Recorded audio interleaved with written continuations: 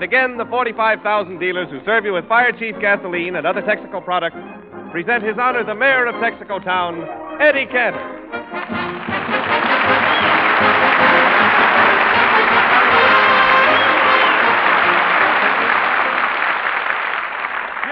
Jimmy, stop everything and come over here. I want to kiss you. You want to kiss me? Renard, come right over here. I'm going to kiss you, too. Now line up all the boys in the orchestra for me. I'm going to kiss them, too. And what do you think, Jimmy? You see everybody in the studio audience right here? I'm going right downstairs here in the audience and kiss everybody. Hey, Eddie, don't do a thing like that. What's the idea of getting off the stage? Right, Eddie, come back here. The man has suddenly gone crazy. Eddie, you kissed almost all the people here. Oh, sure, that's not all, Jimmy. I want you to get the address of everybody listening in. I'm going to go from house to house and kiss the whole radio audience. Jimmy, I'm the happiest guy in the world. Why? I found last week's program. Say, Eddie, that is great. Where did you find it? Well, look, last week before the broadcast, I gave it to Parky Carcass and said to him, This is the best program we've ever had. Guard it with your life. Put it where no one in your family can get it. Someplace where nobody ever goes, not even you. And where did he put it? He put it in his bathtub. And he forgot about it. Did you bawl him out? Well, how could I, Jimmy? When I went to get the script out of the bathtub, I noticed the stopper. You know the stopper in the bathtub? Yes. Had the word Texaco engraved on it. Wait a minute. Texaco engraved on the stopper? What's the idea? He figured that was one way of getting in a plug. Well, now that you've found the program, let's get started on it. Okay, Jimmy. We start the program from last week. Look. Right. The first thing we do is a scene from a new picture. A scene from a picture? Yeah, the scene opens and Jack Renard lies on the floor. Come here, Jack. Jack Renard lies on the floor. Then you and Parky Carcass and I, we jump on his back. We all jump on his back. What's the name of the picture? 3 men on a horse. Oh, Jimmy, look. Really. It's a swell picture, but the way we're going to do it... Yeah, what's... Just a minute, Mr. Cantor. You can't do it at all. I can't. Wait a minute. Who are you? I am an official for Columbia Broadcasting, and I have to okay everything on your program. Oh, it's starting already. I finally found the program. Now, for instance, that joke about 3 men on a horse, you'll have to cut that out. Cut it out? Yes, you can't call Jack Renard a horse. It isn't nice. Well, maybe you're right, mister. Well, I'm glad you realize that. It wouldn't be fair to the other horses, I know. You'll have to cut that out. Don't you like Renard? Nobody likes him more than I do. I love Renard. I love every acre of him. All right, go ahead with the program. I'll stand right here. Now, remember, anything that's no good, I'll have to cut out. Jimmy, I think I'm going to have trouble with him. Well, go on with the picture. Look, when this picture was produced by the Warner Brothers... You'll have to cut out Warner Brothers. Why? You can't mention the name of any motion picture company. No free advertising. I don't see why you should make a Paramount issue of it. You can't say Paramount. I can't say Paramount. Why not? After all, my program is a Universal feature. Well, I know all about that. Hey, wait a minute. Universal is a picture company, too. Well, why should we mention the picture companies? They use radio people. They do? Sure. We're all United Artists. Now, you said it again. Now, you must cut it out. All right. In that case, if I can't mention it, I'll sing. No, well, a song. That's different. Jack, play me Columbia, the MGM of the ocean. Jimmy, I sneaked in 2 of them that time. I heard that. Yeah. Say, you're a bit of a wise guy. Pretty cunning, aren't you? Cunning? I'm not only cunning, but I'm up to date. In fact, I've heard people refer to me as a 20th century fox. Oh, what's the use? I can do no cutting here. Yeah.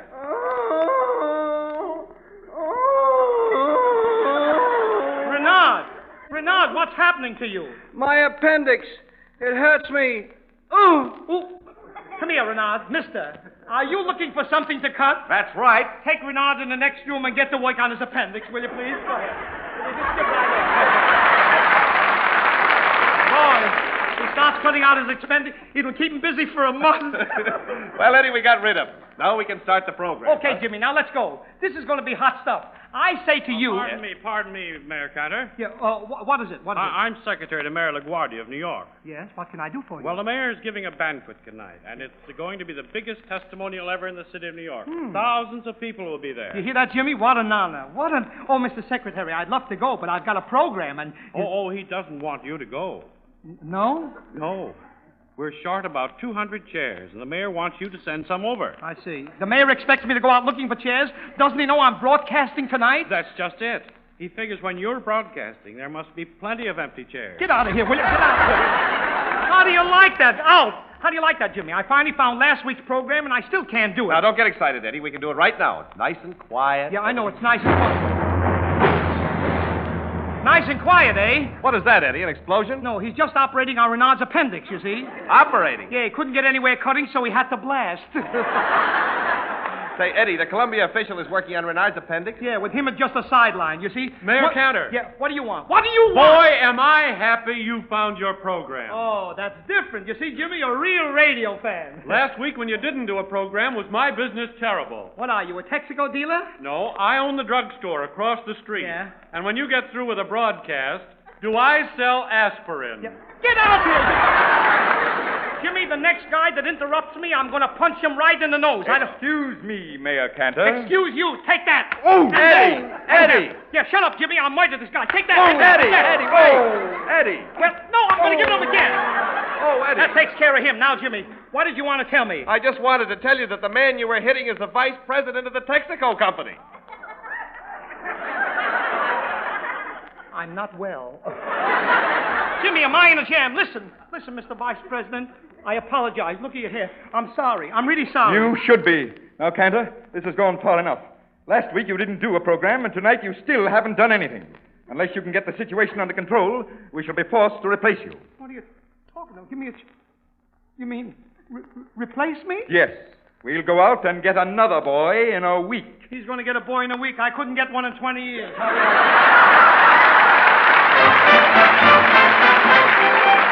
I'm dying to show you the program I owe you, the program of last Sunday night. It's not that I'm lazy, they're driving me crazy. They won't let me start the thing right. But the mayor gives thanks for one thing. These verses you send me to sing, oh, they stole all the jewelry from Miss Gypsy Rosalie, a Broadway artiste of renown. But I know of one man who'd have fun being the gunman. Whoa! The mayor of Texaco Town. Now Winchell, the writer, gets brighter and brighter. He gets all his news underground from some guy, it appears, with big eyes and big ears. Oh! The mayor of Texaco Town. Rio de Janeiro, our Roosevelt's the hero. In history, his speech will go down. The people adore him, but who wrote the speech for him? Oh! The mayor of Texaco Town.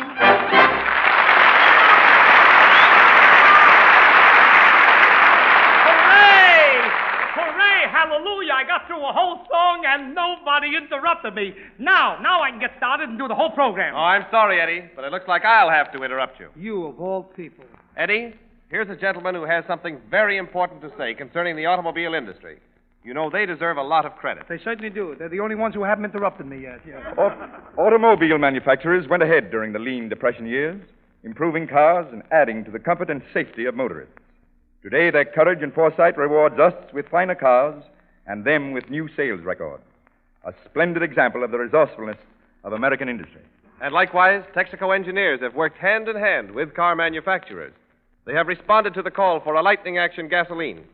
In developing the improved Fire Chief, Texaco produced a gasoline with the lightning action demanded by modern high-speed motors. Fire Chief was made for use in fire engines. It delivers all the power and drive necessary for double-quick starts. And because it is full-powered, it is economical to use in any car. Buy it at no extra price wherever you see the Texaco star.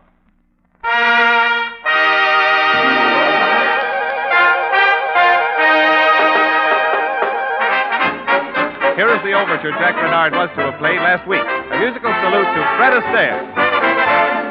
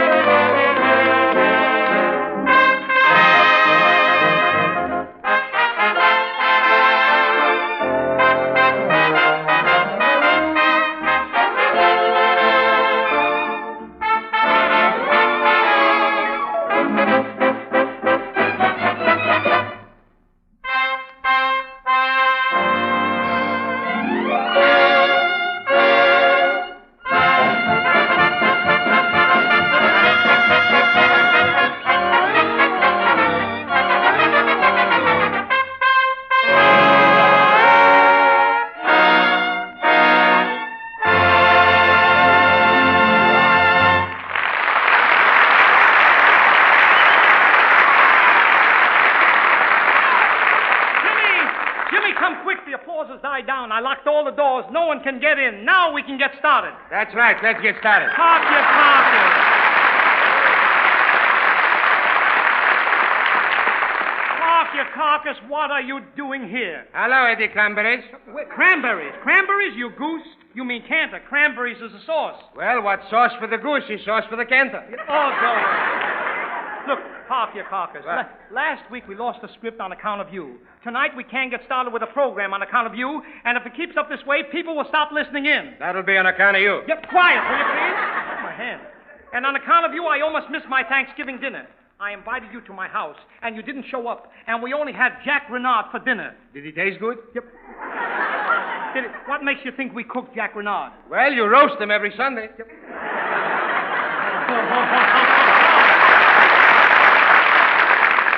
You haven't told me why you didn't come to my house. But I couldn't make it because I ate in my house. Yeah? Boy, did we have plenty to eat. You did, huh? Here, I brought you some of the turkey. Some of the turkey? Why, this is an egg. Well, if you sit on it long enough, it'll be a turkey. Yep. Hey, here, well, go on. I don't believe you even had a turkey for Thanksgiving. Is that so? We got him alive from Hollywood. Wait a minute. A Hollywood turkey? Yeah, all day long he went around hollering, Gable, Gable, Gable. You know, what? You know the whole turkey was like the moving pictures? I don't understand. A turkey like the movies? How? In what way? Well, when they first cooked the turkey and they brought him in, they hollered, come and get it. Yeah? When then the people rushed to the dining room, it looked like the charge of the Light Brigade. Yeah, tell me, what part of the turkey did you get? The last of the Mohicans. Why didn't you come over to my house after you had dinner? You know, Parky, we had loads of fun. Yeah, but not like us. Yeah? After dinner, we was playing all kinds of games. Yep. We had one game there. It's called Puss in the Crooner. Puss in the crooner? Yeah. In the crooner? You mean Puss in the corner? No, a fella get up and sang like a crooner, so we socked him in the puss. But the cutest thing was my little nephew. Yeah? When he recited about Thanksgiving. Wait a minute. Your little nephew recited. Look, do you remember what he recited? Yeah, he said, 30 days he's got the month of Thanksgiving. Yes. But not October, which got 28. Yes. All the rest got 46 except Landon. He only got 2.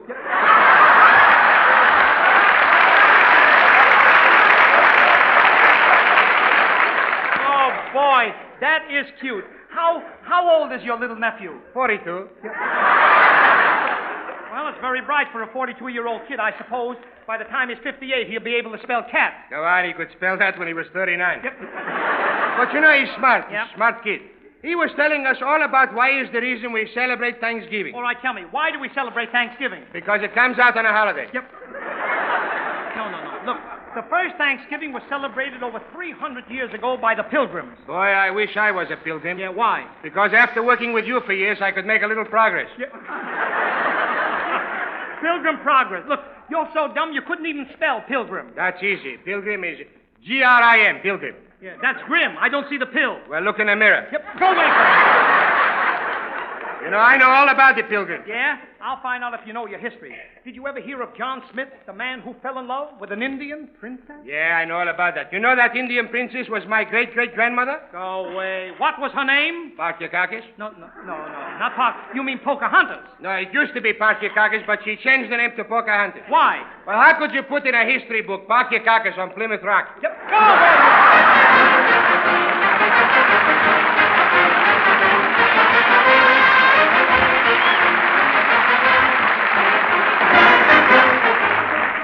How do you like that guy butting in just when I was getting started? Now, Eddie, keep your temper. Who do you think is outside right now? Another interruption. Yes, but a pleasant one. Bobby Breen. Bring him in!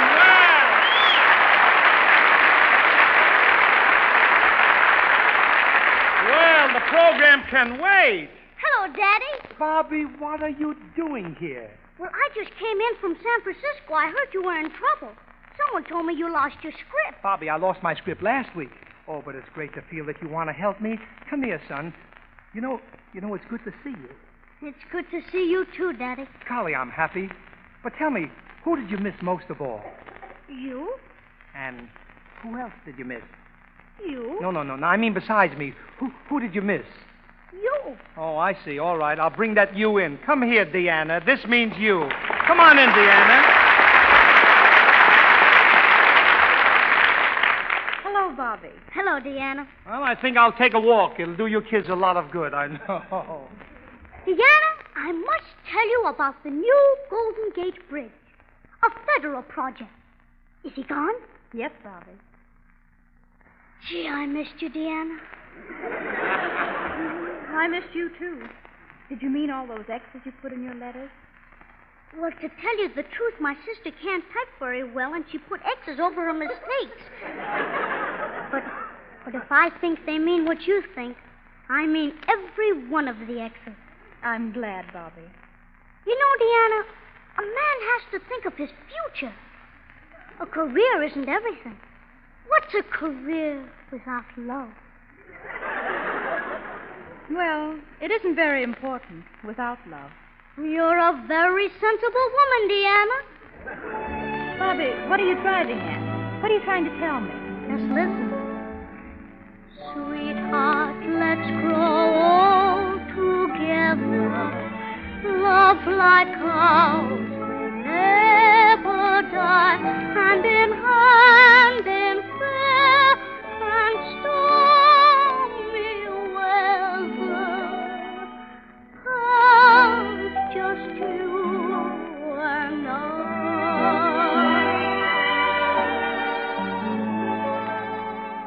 On our golden wedding day, dear, I love you.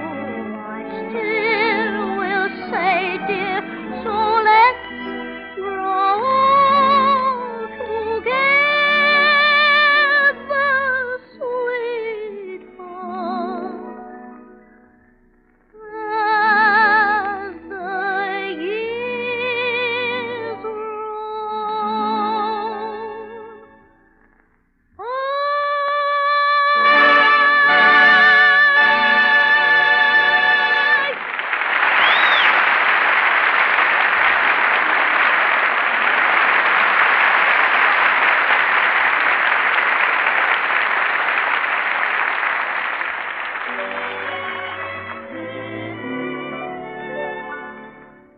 I'll follow my secret heart my whole life through. I'll keep all my dreams apart till one comes true.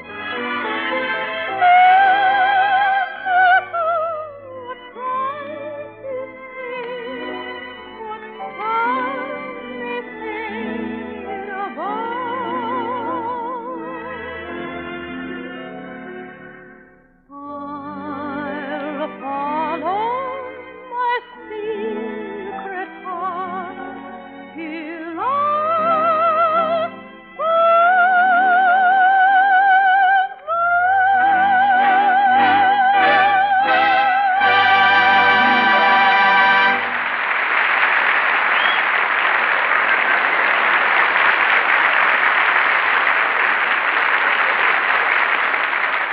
Oh, children, that was lovely. And now, if you want to hear something really cute, listen to me sing from coast to coast. Renard, will you have the boys play the verse? Just a minute, Eddie. Jimmy, Don't play anything, Renard. what are you saying? I'm sorry, Eddie, but my wife is outside and she insists on dancing. I promised her. So what? I keep promising Ida a fur coat each winter. So what? So what? So what? So I get it for... This has nothing to do with you. Tell her to come back next week. Eddie, if my wife doesn't dance tonight, I can't go home. Jimmy, if I don't do a program tonight, you've got no home. Oh, Eddie, listen. Listen to me. Betty Jane is not going to dance tonight. Now be a man. Go on out and tell her. Well, here comes Betty Jane now. Oh, well. You'd better tell her. All right, you bet I will. Now, Betty Jane, you just listen. Eddie, baby. Yeah? I haven't kissed you all day. Oh, Betty, I don't see why Jimmy objects to your dancing. I don't know. Will you do a little dance, honey? Okay. Can I use that dancing mat over there? Yes, Betty. And while you're dancing, Jimmy and I can go through that dramatic scene from last week's program. But, Eddie, I never had a chance to rehearse it. Well, Betty Jane is dancing softly, and we can rehearse it right now. You're the warden, and I'm a young boy going to the electric chair. Here's the script. Okay. Say, warden, tell me, what did the governor say? Mike, I'm afraid there's no hope. You couldn't do a thing? You know I tried my best. Thanks, warden. I know you did.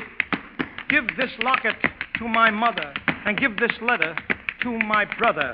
Goodbye, Spike. This is your last mile. I'm not afraid. I'm going with a smile. Is there anything else, Spike? What have you got to say? Crime doesn't pay, Warden. Crime doesn't pay. Hey. Hey, some sketch.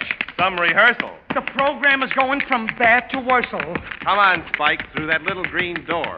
Once you go in, you come out no more. Goodbye, Spike. You're on the spot. Yeah, the night is cold, but the seat is hot. What? Hot. Hot what?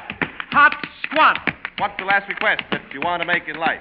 Warden Wellington, I want to dance with your wife.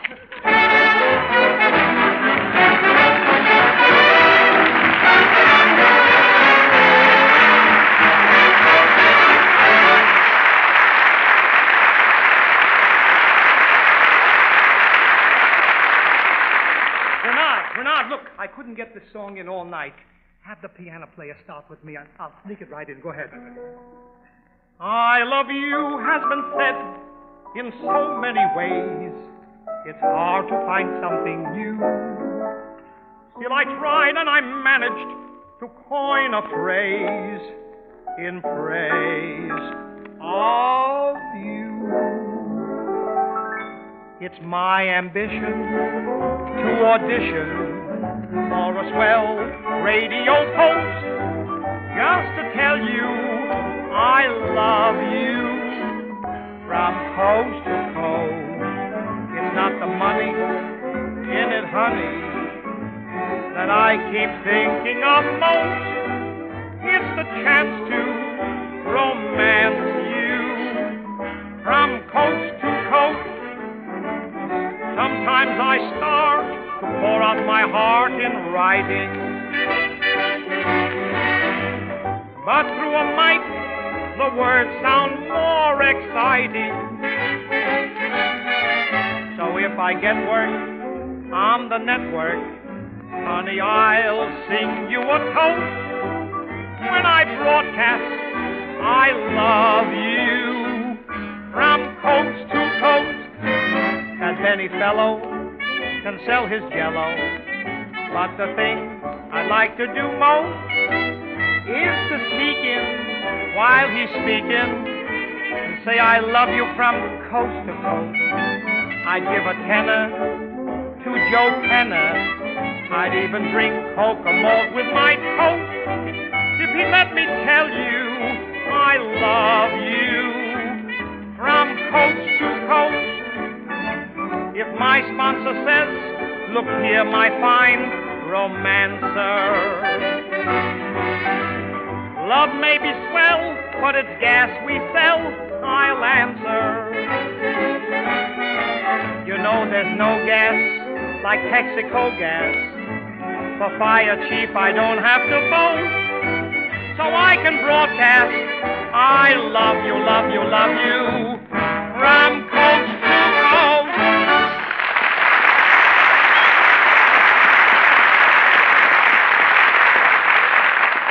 You know, one thing that... Say it, Scranton. Park your carcass, are you here again? Yeah, when are you going to start tonight's program? Program? Program? You mean program. A program is what kills people. Well, that's what you're doing. Get quiet, will you, please? Park your carcass, will you go away from me? Don't you understand? If I don't do a program this week, I didn't do one last week, it's liable to cost me my job. Ah, don't worry, kid. I could help you. How? I got influenza. You got you mean influenza, huh? Why, one policeman would frighten you to death. That's so. A policeman came up to me this morning. I was speeding in my car. Yeah? I laughed in his face. Yeah? What happened? He gave me a ticket. Yep. How fast were you going in your car? I got it up to 65. You got up to 65 and you laughed in the policeman's face? Yeah, because he don't know the new law. What new law? I was reading in the paper that when you reach 65, the government takes care of you. Go away!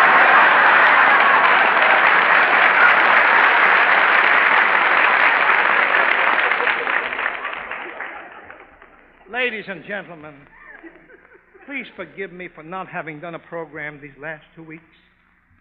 You see, the interruptions that I've had here, I want you to feel that I'm most anxious to make good. You've been awfully sweet, and you've been most tolerant with me. And these Texaco people have been awfully nice. I want you, the first opportunity that you get, to go into the nearest Texaxo station and fill up with fire children. I love to spend each Sunday with you as friend to friend. I'm sorry it's true. I'm telling you just how I feel. I hope you feel that way too. Let's make a date for next Sunday night. I'm here to stay. Will be my delight to sing again, bring again the things you want me to. I love to spend each Sunday with you. Good night. Along the nation's highways and on the city streets in all our 48 states, you will see the Texaco Red Star with the green T marking the service stations where you are always sure of getting uniform, high-quality Texaco products. In all, there are 45,000 Texaco dealers, specially selected men of character with a reputation in their neighborhood for fair dealing and neat, orderly, well-run service stations. Whether you are a regular customer or a tourist on the road, you will find them equally courteous, efficient, and anxious to please. During the past year, this nationwide organization of Texaco dealers has served many more thousands of motorists than ever before in their history. Let me take this opportunity of thanking you for them.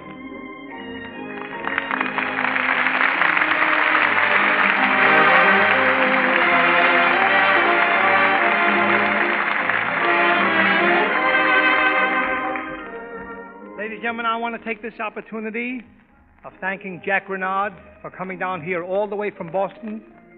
Came here on a plane, had to pay excess baggage. And tonight we return to Boston to play the finish of our engagement there at Keith's Theater Monday, Tuesday, and Wednesday. And you've been so lovely. Here's a kiss. Share this amongst you. Eddie Cantor and his Texaco show will be back with you next Sunday night. We hope he will have a program. Whenever you hear the siren and bell, think of Texaco.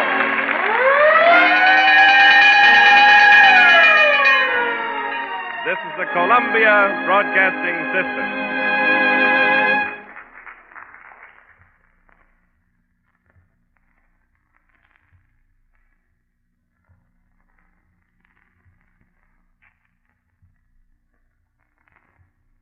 Nine p.m. BULOVA Boulevard Watch Time. WABC, New York.